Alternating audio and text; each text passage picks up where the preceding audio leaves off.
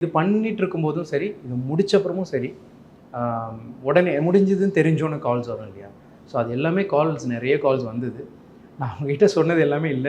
இப்போ தான் இவ்வளோ வருஷம் கழிச்சு எனக்கு ஒரு சினிமாவை நோக்கி நான் ஒரு இப்போ கிட்ட இருக்க மாரி எனக்கு தோணுது. நான் ஓடிட்டுருக்கேன். ஸோ தப்பா எடுத்துக்காதீங்க. நான் பண்ண முடியாது அப்படின்னு சொல்லிட்டேன். என்னோட ஆசை படங்கள் நிறைய பண்ணணும். வித்தியாசமா படங்கள் பண்ணணும். ட்ரை பண்ணணும். அது என்ன ஒர்க் அவுட் ஆகல. இந்த எக்ஸ்ப்ளோரேஷன் பண்ணுறதுக்கு எனக்கு நான் இவ்வளோ வருஷம் எடுத்துருச்சு. நான் அங்கே இதெல்லாம் பண்ணணும்னு பார்க்குறேன்.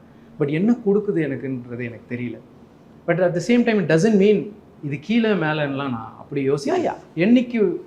என்னைக்கு என்ன கொடுக்குதோ அதை கண்டிப்பாக நான் எடுத்துப்பேன். இங்கே தான் எனக்கு அந்த recognition because of Pandian stores தான் குமார சம்பவமே ஹேப்பன். அதில் எந்த டவுட்டுமே கிடையாது.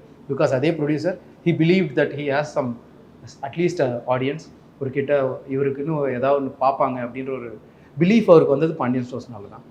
ஸோ அதுதான் எனக்கு இவ்வளோ கொடுத்ததுன்றதுல எந்த மாற்று கருத்தும் இல்லை. ஸோ அதனால் என்ன கொடுக்குதுன்னு பார்ப்போம் லைஃப். பட் எல்லாமே நடிப்பு தான்.